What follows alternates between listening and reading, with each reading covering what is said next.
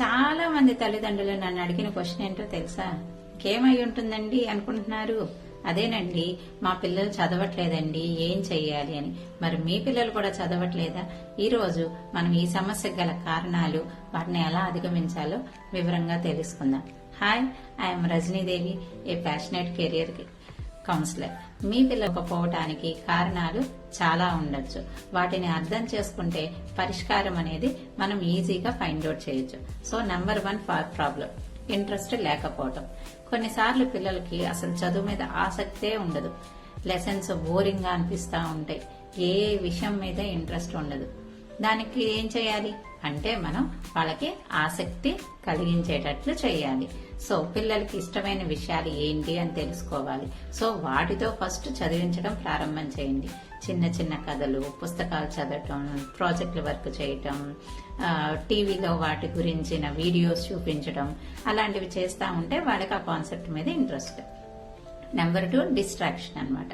ఇప్పుడు ఈ జనరేషన్ లో పిల్లలకి టీవీలు, మొబైల్ ఫోన్స్ వల్ల చాలా డిస్ట్రాక్షన్ అయిపోయి పిల్లల మీదకి ఏకాగ్రత అనేది కోరలేదు. సో దానికి మనం ఏం చేయాలి? పరిష్కారంగా పిల్లలు చదువుకున్న టైంలో వాళ్ళని తెర మీదకి అంటే స్క్రీన్ మీదకి వెళ్లకుండా చేయడానికి మనం దూరంగా ఉండేటట్లు చేయాలి. సో టయానికి పనులు చేసేలా, కేటాయించేలా టైం టేబుల్ ని మనం రూపొందించుకోవడంలో హెల్ప్ చేయాలి. సో డిస్ట్రాక్షన్స్ లేకుండా చదువుకునే వాతావరణాన్ని కల్పించాలి. So number 3 pressure. ఇప్పుడున్న జనరేషన్ పిల్లలకి కాంపిటీషన్ అనేది ఒక పెద్ద ప్రెషర్ అయిపోయింది. అంతేకాకుండా తల్లిదండ్రుల నుంచి టీచర్స్ అని కూడా చాలా ఎక్స్పెక్టేషన్స్, మార్కుల కోసం కాంపిటీషన్, ప్రెషర్ అనేది స్కూల్లో, ఇంట్లో అనేది కామన్ గా అయిపోతుంది. సో వాళ్ళు భయపడి, ఆందోళన పడి చదువుకు దూరంగా ఉండటానికి కూడా ట్రై చేస్తా ఉండొచ్చు. సో ఈ చిన్న చిన్న విజయాలను కూడా గుర్తించి ప్రశంసించాలి. సో వాళ్ళు తక్కువ మార్కులు వచ్చినా, ఎక్కువ మార్కులు వచ్చినా వాళ్ళని ఎప్పుడైతే మనం ఎంకరేజ్ చేస్తా ఉంటామో వాళ్ళు ఓకే నెక్స్ట్ టైం ఇంకొద్దిగా ఇంప్రూవ్మెంట్ చేసుకోవడానికి వాళ్ళకి హెల్ప్ చేస్తూ ఉంటుంది. So number 4 learning difficulties. చాలా మంది పిల్లలకి లెర్నింగ్ గ్యాప్స్ ఉంటాయి. వాళ్ళకి స్కూల్లో చెప్పినంత ఫాస్ట్ గా వాళ్ళని అర్థం చేసుకోలేకపోవచ్చు. వాళ్ళకి కొన్ని హెల్త్ ఇష్యూస్ కూడా ఉండవచ్చు. సో చదవటం రాకపోవచ్చు, రాయటం రాకపోవచ్చు, ఇవన్నీ కష్టంగా ఉంటాయి. సో వీటన్నిటిని మనం సరైన టైంలో ఐడెంటిఫై చేసి దానికి పరిష్కారము కనుక్కున్నట్లయితే మనం చాలా వరకు వాటిని పోస్ట్ పోన్ ఇంకా చేయకుండా ఉన్నట్లయితే చాలా వరకు మనం ఫ్యూచర్ లో వచ్చే ప్రాబ్లమ్స్ ని కొద్దిగా తగ్గించుకోవచ్చు. సో దీనికి ఏం చేయాలి అంటే ఈ ప్రాబ్లమ్స్ ఉన్నాయి అనుకున్నప్పుడు స్కూల్ కౌన్సిలర్ ని లేదా స్పెషల్ ఎడ్యుకేటర్స్ ని కంపల్సరీ ఎంత తొందరగా కుదిరితే అంత తొందరగా సంప్రదించాలి.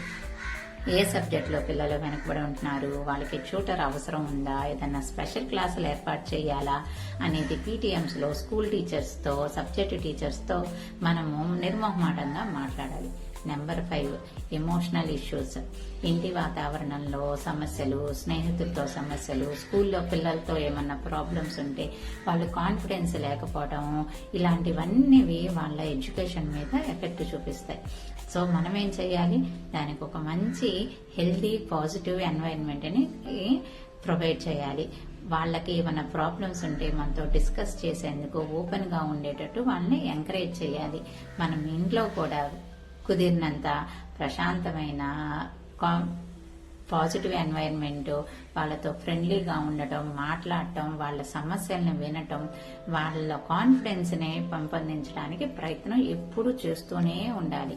ఎలాంటి సమస్య వచ్చినా మీరు నాకు చెప్పండి, నేను మీకు సహాయం చేస్తాను, మీరు ధైర్యంగా ఉండండి అనే సపోర్ట్ వాళ్ళకి మెంటల్ గా ఇవ్వాలి. Number 6 problems in the environment. పిల్లలు చదువుకునే చోట పరిశుభ్రత, డిసిప్లిన్ లేకపోవటం వల్ల కూడా కాన్సన్ట్రేషన్ తగ్గిపోతుంది.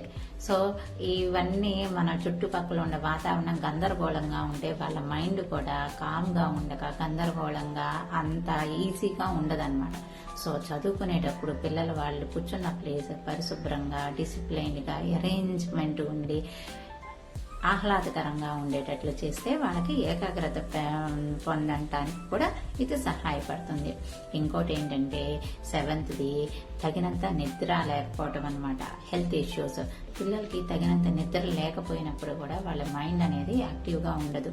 వాళ్ళు స్కూల్లో చెప్పేటప్పుడు వినడానికి నిద్ర లేకుండా వెళ్తే యాక్టివ్గా ఉండలేకపోవడం వల్ల చిరాగ్గా ఉండి వాళ్ళు ఫోకస్గా వినలేరు. ఎప్పుడైతే వాళ్ళు వినలేరో అవి కాన్సెప్ట్ నేర్చుకోవడానికి ఆటోమేటిక్గా వాళ్ళు ప్రాబ్లం ఫేస్ చేస్తారు. సో దీనికి మనం ఏం చేయాలి, హెల్తీ లైఫ్ స్టైల్ని వాళ్ళకి ప్రమోట్ చేయాలి.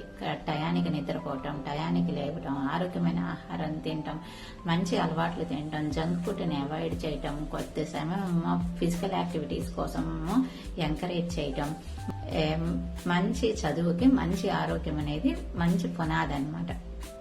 సో ఇంట్లో కూడా పిల్లలు ఉన్నప్పుడు పేరెంట్స్ గొడవ పడతా ఉండటం, ఫ్యామిలీ అదర్ ఇష్యూస్ మాట్లాడుకోవటం అనేది కూడా పిల్లల మానసిక స్థితిపై ప్రభావం చూపుతుంది. సో వాళ్ళు వీటన్నిటి గురించి ఆలోచించి చదువుల మీద ఫోకస్ పెట్టలేకపోతా ఉంటారు. సో మనం ఎంత కుదిరినంత ఇంట్లో ప్రశాంతమైన వాతావరణం, పీస్ఫుల్ హోమ్ అయితే ప్రొవైడ్ చేయాలి.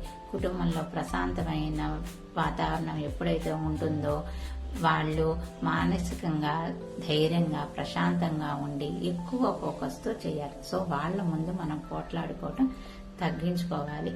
మనం వాళ్ళకి ప్రాపర్ గైడెన్స్, నెక్స్ట్ వన్ ఏదంటే గైడెన్స్ కొంత ఏం చేయాలి, ప్రొవైడ్ ద ఎడిషనల్ గైడెన్స్ అన్నమాట. ఏ సబ్జెక్టులో పిల్లలు వెనకబడి ఉంటారో వాటికి ట్యూటర్ సహాయం లేదా స్పెషల్ క్లాసులు ఏర్పాటు చేయాలి. స్కూల్ టీచర్తో మాట్లాడి ఖచ్చితంగా ఎప్పటికప్పుడు సమస్యలను అయితే తెలుసుకోవాలి. దానికోసం మనం రెగ్యులర్ గా పీటీఎం అయితే మిస్ అవ్వకుండా టీచర్స్ మీటింగ్ అని అటెండ్ అవుతూ ఉండాలి.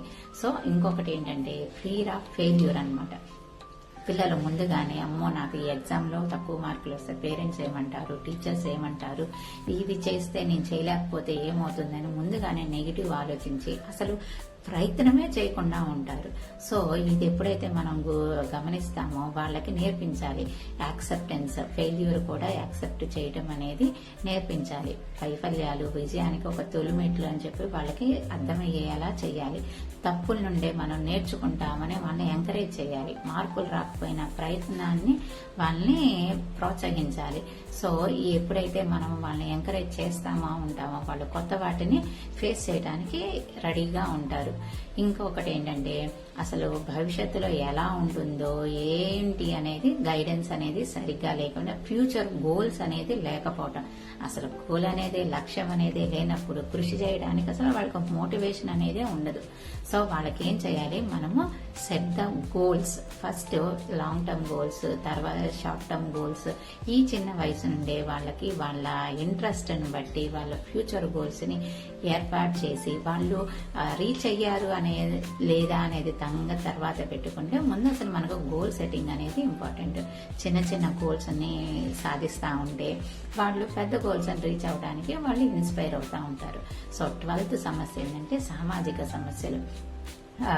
స్కూల్స్ లో తోటి పిల్లల నుంచి చాలా times bullying, ragging, friends pressure, వాళ్ళు కమెంట్ చేయటం, సో డిఫరెంట్ వేస్ లో ఇప్పుడు జనరేషన్ లీడ్ అవుతా ఉంది. సో ఇవన్నీ కూడా వాళ్ళకి స్కూల్ కాన్సెప్ట్ మీద ఫోకస్ చేయడం, అసలు దేని మీద చదువు మీద ఇంట్రెస్ట్ లేకుండా చేయొచ్చు. సో అలాంటి ప్రాబ్లమ్స్ ఏమైనా ఉన్నాయా అనేది మీ పిల్లలు ఫేస్ చేస్తున్నారు, ఇది మీ స్కూల్లో ఖచ్చితంగా తెలుసుకోండి. సో పిల్లలు ఇంకొకటి ఇతరులతో ఫ్రెండ్లీగా కలుస్తున్నారా లేదా అనేది చెక్ చేసుకొని వాళ్ళు మనం ఎంకరేజ్ చేస్తూ ఉండాలి. సో ఎప్పుడైతే మనం వాళ్ళ కాన్ఫిడెన్స్ ని ఇంప్రూవ్ చేస్తూ ఉంటారో వాళ్ళే ఆటోమేటిక్ గా పక్కన వాళ్ళతో కూడా కలవటానికి ఇంట్రెస్ట్ చూపిస్తూ ఉంటారు.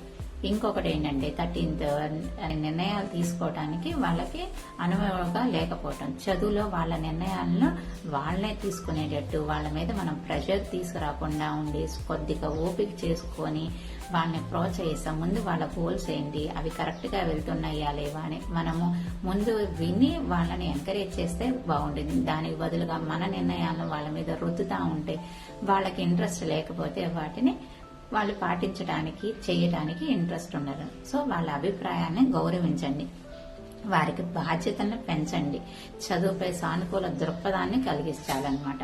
సో ఇంకొకటి ఏంటంటే స్క్రీన్ టైం. ఇప్పుడు ఉన్నది ఎక్కువగా స్క్రీన్ టైం.